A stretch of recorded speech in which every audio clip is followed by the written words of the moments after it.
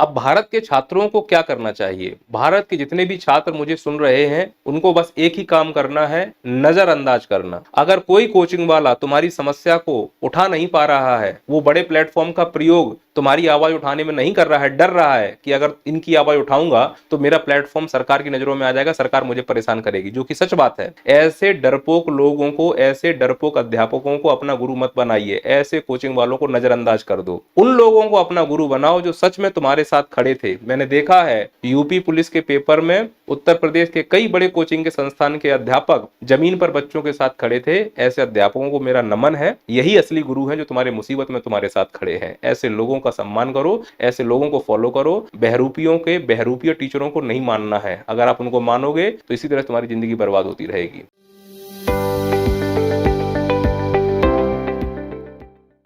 जनता को इतना निचोड़ लो कि वो जिंदा रहने को ही अपना विकास समझे। किसी तानाशाह की ये लाइन भारत में पूरी तरह से लागू होती हुई दिख रही है।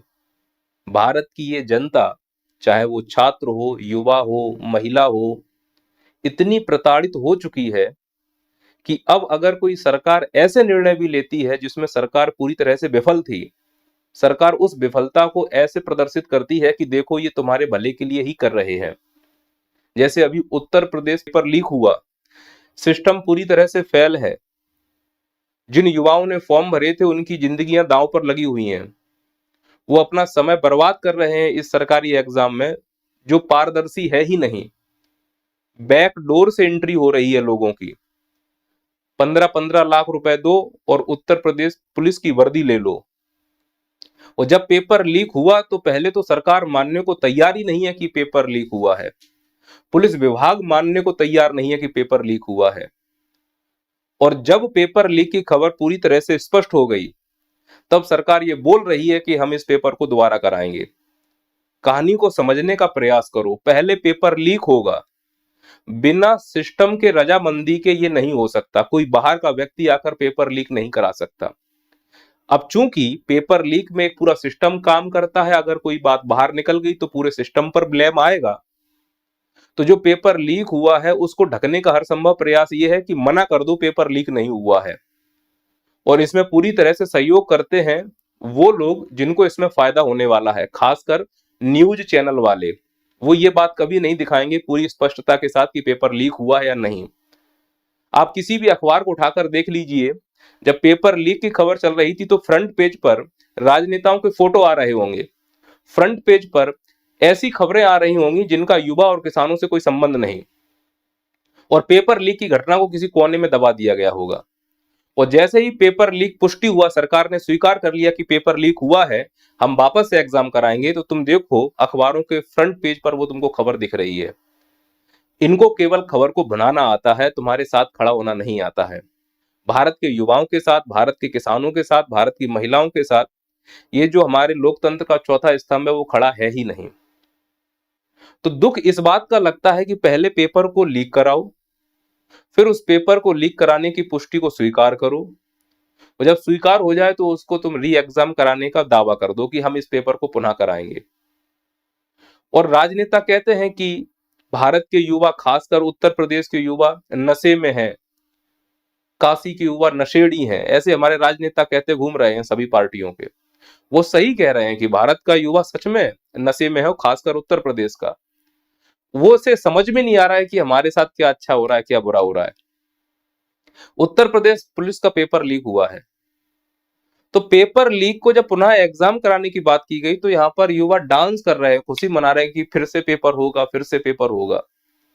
ये गंभीर चिंता का विषय है कि जिस देश में जब टैक्स लगता है, जीएसटी आया था, तो उस जीएसटी को त्योहार के रूप में प्रदर्शित किया गया और सब उसमें खुशी खुशी नाच रहे हैं। समझिए जीएसटी एक टैक्स है जो हमारी जेब से पैसा लेगा और उसका त्योहार मनाया जा रहा है।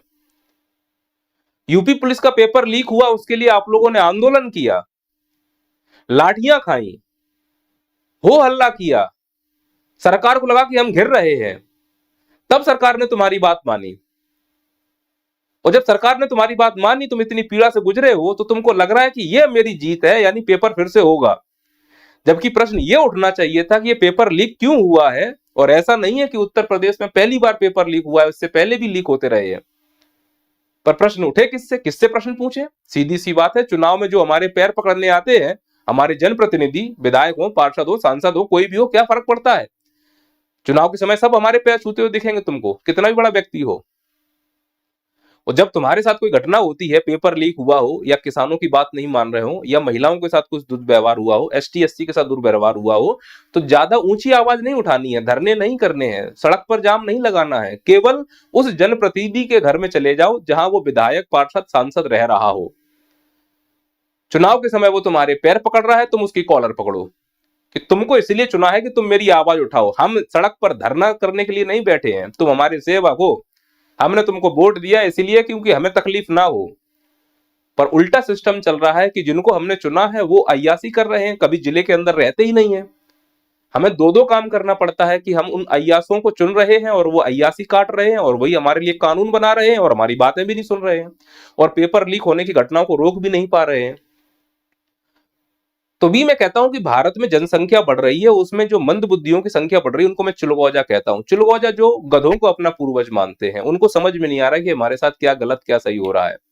उत्तर प्रदेश का पेपर पुलिस का द्वारा से होना ये हमारी समस्या का समाधान नहीं है, क्योंकि उत्तर प्रदेश का इतिहास उठाकर देख लो, पेपर लीक की घटनाएं कभी नहीं रुकी हैं और कानून बनाने से भी नहीं रुकेंगी। और जिस व्यक्ति को अभी पकड़ा गया है वो उसका एक छोटा सा हिस्सा है।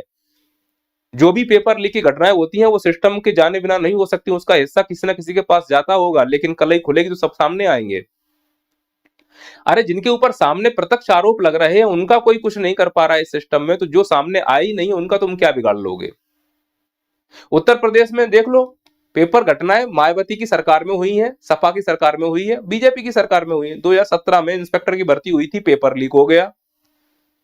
क्या कर लिया हमने? तो जो योग्य व्यक्ति थे वो बाहर रह गए, जो गरीब व्यक्ति था वो बाहर रह गया, मजदूर का बेटा बाहर रह गया, अय्यासों का बेटा अंदर चला गया। तो पढ़ने वालों का मनोबल टूटेगा और पढ़ाने वालों का भी मनोबल टूटेगा। फिर से पेपर हुआ 2018 में, यूपीपीसीएल, यूपीएसएससी, ट्रिपल एससी का पेपर लीक हो गया। फिर बच्चे जहर पी गए, घूट पी गए। फिर 2018 में 12 ड्राइवर टेस्ट हुआ, पेपर लीक हो गया। 2021 में यूपी टेट की परीक्षा हुई, पेपर लीक हो गया। 2021 में यूपी पीटी की परीक्षा हुई, पेपर लीक हो गया। 2024 में आरओ का पेपर हुआ, पेपर लीक हो गया। और उत्तर प्रदेश का फिर से पेपर लीक हो गया। समस्या को समझना है कि क्षणिक आकर हमको आश्वासन दे दिया जाता है, हमारे साथ खिलवाड़ किया जा रहा है और हम उसको भांप रहे हैं, उस चीज को समझ रहे हैं।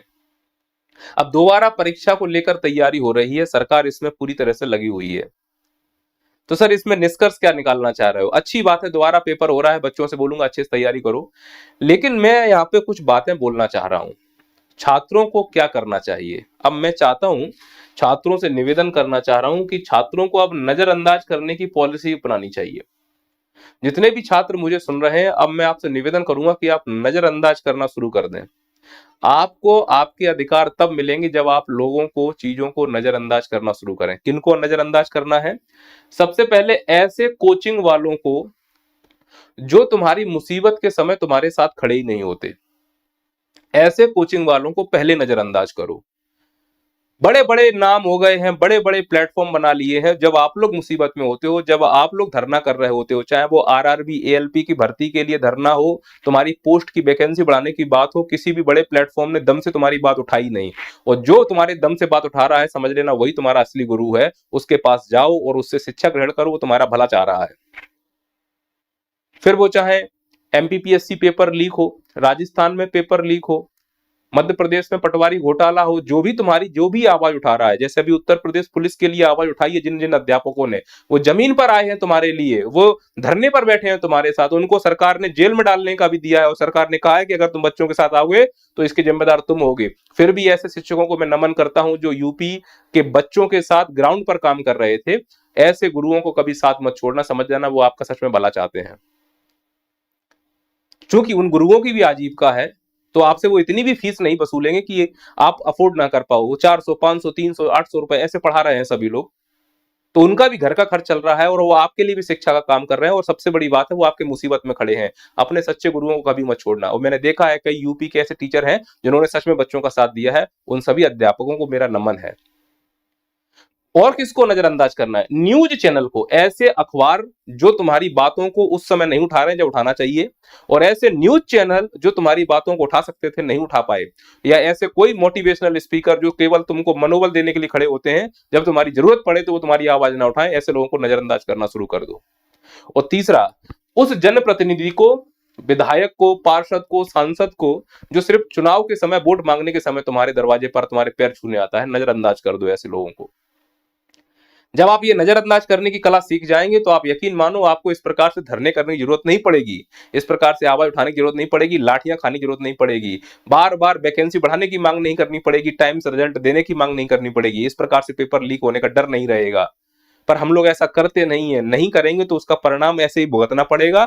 जिस प्रकार से इतने पेपर लीक होने की घटनाएं हो रही हैं, आपने लिस्ट तो देख ही ली है उत्तर प्रदेश में, ये तो केवल उत्तर प्रदेश की एक घटना है, मैं तो सभी राज्यों के लिए बोल रहा हूं, कोई भी राज्य या कोई राजनीतिक पार्टी इससे छुपी हुई नहीं है, फिर वो चाहे कांग्रेस हो, बीजेपी हो, आम आदमी हो, सपा हो, बसपा हो, सभी एक ही मिली भगत है, सबके जड़ में भ्रष्टाचार है, बस ऊपर से अच्छाई का चोला ओढ़कर बैठे हैं। जिस दिन हमें समझ में आ जाएगा कि इन राजनीतिक पार्टियों का काम केवल युवाओं, किसानों, महिलाओं और एसटी एससी जनजातियों या किसी भी समाज का सिर्फ शोषण करना है, कुल मिला के हम जैसे गरीबों का शोषण करने के लिए ही ये पैदा हुए हैं, और वो निश्चित तौर पर करते जा रहे हैं, और उसका प्रत्यक्ष प्रमाण सभी जगह देखने को मिल रहा है। मोदी जी छत्तीसगढ़ में जाकर बोलते हैं कि छत्तीसगढ़ में पीएससी में घोटाला हुआ है, और मोदी जी उत्तर प्रदेश में जब छात्रों को संबोधन कर रहे होते हैं, उसी समय उत्तर प्रदेश में छात्र आंदोलन कर रहे होते हैं, तब वो नहीं बोलते हैं कि उत्तर प्रदेश में पेपर लीक हुआ है। आप वहां के सांसद थे, आपको बोलना चाहिए, एक सांसद के रूप में आवाज उठाइए, प्रधानमंत्री के रूप में आवाज उठाइए। प्रधानमंत्री पूरे देश का होता है, सभी राज्य उसके नजरों में बराबर होते हैं। तो एक तरफा जब बोलोगे तो फिर चीजें डिस्टर्ब भी करती है ना, फिर भरोसा उठने लगता है, फिर ऐसा लगता है कि नहीं, पक्षपात तो हो रहा है। अच्छा, सरकार को क्या करना चाहिए? मैं चाहता हूं कि पारदर्शिता लाई जाए, जो भी प्रक्रिया हो रही है उसमें पूरी तरह से पारदर्शी हो। अब जैसे यूपी से पुलिस में पारदर्शिता नहीं, जिसकी वजह से घोटाला हो रहा है। एमपीपीएससी में या कहीं भी आप मेंस की कॉपी चेक होती हैं, उन मेंस की कॉपी को बाहर नहीं लाया जाता, पारदर्शिता नहीं है। पहला काम पारदर्शिता करना है। दूसरा है रोजगार भत्ता दीजिए। अब एग्जाम जो भी 6 महीने 8 महीने के बाद होगा, वो तब होता रहे, उससे क्या फर्क पड़ता है। लेकिन जो बच्चे एक बार एग्जाम दे चुके हैं, अब उनको, अगर वो घर पे बैठना चाहे, कोचिंग करना चाहे, सरकार को उनका खर्चा वहन करना चाहिए। अब किसी प्रकार का एक्स्ट्रा पैसा उनका नहीं लगना चाहिए, क्योंकि आप समय की भरपाई नहीं कर सकते, कम से कम आर्थिक भरपाई कीजिए। अगर आप नहीं करते हैं तो आपकी मंशा है कि आप जानबूझ के इस प्रकार के पेपर लीक करवा रहे हैं, जिससे एक ही सरकार में बार बार पेपर लीक की घटनाएं होती रहे और वही पेपर बार बार चलता रहे। वो एक प्रक्रिया पूरी नहीं होगी तो लगेगा कि सरकार उन नौकरी की प्रक्रियाओं में फंसे हुए हैं। और लास्ट है, रोजगार के अन्य विकल्प विकसित किए जाएं। अगर आप नहीं करेंगे तो ये जो संख्या है निरंतर सरकारी नौकरी की मांग करने वाली, वो बढ़ती रहेगी। ये मेरे सजेशन थे सरकार के लिए, कोई अगर गलती हुई है तो मैं क्षमा मांगता हूँ। जय हिंद, जय भारत।